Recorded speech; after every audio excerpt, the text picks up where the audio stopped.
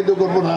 আমি শ্রদ্ধা জানাই আমাদের প্রিয় রাষ্ট্রপতি শহীদ বাংলাদেশের স্বাধীনতা ঘোষক শহীদ রাষ্ট্রপতি জিয়াউর রহমানের প্রতি।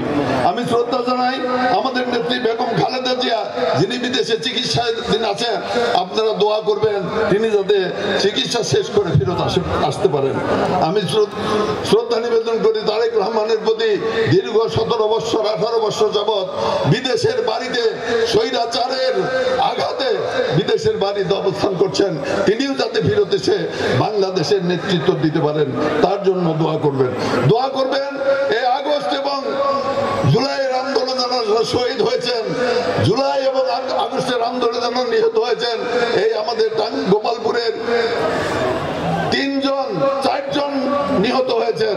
আমরা 3 জনের খবর পেয়েছি, একজনের খবর মানে কাগজপত্র এখন আমাদের হাতে এসে পৌঁছে নাই।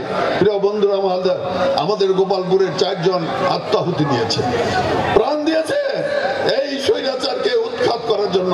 আমি তাদের আত্মার প্রতি মাগফিরাত কামনা করি, তাদেরকেও যেন আল্লাহ তাআলা বেহেশত নসিব করেন। প্রিয় বন্ধুরা আমার, বক্তৃতা দেব না, সময় নাই, 10 মিনিট সময় আছে। শুধু একটি কথা বলতে চাই। গোপালপুর এর যে সামাজিক ব্যবস্থা ছিল, একজন আরেকজনকে শ্রদ্ধা করত, মুরব্বীকে ছোট বয়সীরা শ্রদ্ধা করত, সেই সামাজিক অবস্থা আজকে ভেঙ্গে খান খান হয়ে গিয়েছে। কেউ কারো শ্রদ্ধা করে না। ওরা এই খালি দুর্নীতি করে নাই, সমাজ ব্যবস্থাকেও ধ্বংসের চুরমার করে দিয়ে গিয়েছে। কাজে এই পতিত আওয়ামী লীগ যা করেছে আমরা তাই করব। পতিত আওয়ামী লীগ লুটপাট করেছে, চাঁদাবাজি করেছে, মাদকের ব্যবসা করেছে, গোপালপুরকে উচ্ছিন্ন নিয়ে গিয়েছিল। আমরা কি তাই করব? আমি আপনার কাছে বলতে চাই, অনেক কথাই শুনি, আজকে আমরা সমাবেশ করলাম, আগামীকাল থেকে যাতে তা শুনি আমাদের মধ্যে কেউ অন্যায় কাজের সাথে জড়িত আছে, আর যারা না শুনি কেউ মাদকের ব্যবসা করতেছে, কেউ মাদকের সাথে জড়িত যদি করে থাকেন, তাদের কিন্তু বাংলাদেশ জাতীয়তাবাদী দলে কোনো স্থান হবে না। আরেকটি কথা বলতে চাই, অনেক নেতারা দল ভারী করার জন্য, পকেট ভারী করার জন্য আওয়ামী লীগের নেতাদেরকে, আওয়ামী লীগের কর্মীদেরকে পাশে টাইনে আনতেছেন। তাদেরকে বলতে চাই, 17 বছর কারাগারে ছিলাম, যারা আন্দোলন এবং সংগ্রাম করেছে তারাই নেতৃত্ব দিবে, তারাই সবার আগে থাকবে।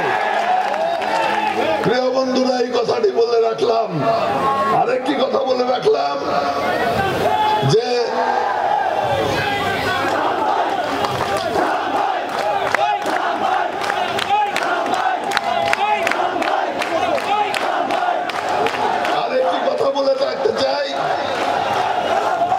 পলাশীর আম্র কাননে যখন বাংলার স্বাধীনতা নিমজ্জিত হয়, বাংলার স্বাধীনতা নিমজ্জিত হয়, আম গাছের ফাঁক দিয়ে জনগণ দেখেছে, প্রতিবাদ করে নাই। একটি করে ঢুল ছিললেও ক্লাইভের সৈন্যরা বাংলা দখল করতে পারত না, পারত? আজকেও বাংলাদেশের মধ্যে ভয়াবহ ষড়যন্ত্র এবং চক্রান্ত হচ্ছে, আন্তর্জাতিক চক্রান্ত এবং ষড়যন্ত্র হচ্ছে। এবং পতিত স্বৈরাচার এখনো ইন্ডিয়ায় বসে, এই দেশে বসে চক্রান্ত এবং ষড়যন্ত্র করে যাচ্ছে। আপনাদের পাশে মিশে, আপনাদের মধ্যে মিশে, আপনাদের মধ্যেও বিভ্রান্ত সৃষ্টি করে, ভুল বুঝাবুঝি সৃষ্টি করে, দ্বন্দ্ব লিপ্ত করে বাংলাদেশের স্বাধীনতা, বাংলাদেশের সার্বভৌমত্ব নস্যাৎ করার চেষ্টা করছে। কাজেই সকলকে আবেদন জানাবো, আসুন আমাদের মধ্যে যদি কোনো ভুল বুঝাবুঝি থাকে, সমস্ত ভুল বুঝাবুঝি ভুলে গিয়ে আমরা যারা জিয়ার সৈনিক, এক হয়ে আমরা দেশকে ঐক্যবদ্ধ রাখতে পারি, এক হয়ে এই টাঙ্গাইল গোপালপুরকে ঐক্যবদ্ধ রাখতে পারি। সেই জন্য আপনাদের কাজ করার আবেদন জানিয়ে আপনারা যারা এখানে উপস্থিত হয়েছেন তাদেরকে ধন্যবাদ দিয়ে আমি আমার বক্তব্য শেষ করছি। আল্লাহ হাফেজ। বাংলাদেশ জিন্দাবাদ, শহীদ জিয়া জিন্দাবাদ, খালেদা জিয়া জিন্দাবাদ। এখন আপনাদের সামনে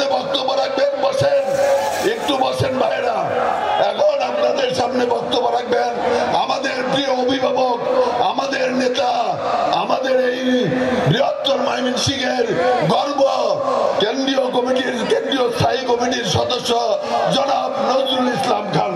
জনাব নজরুল ইসলাম খান।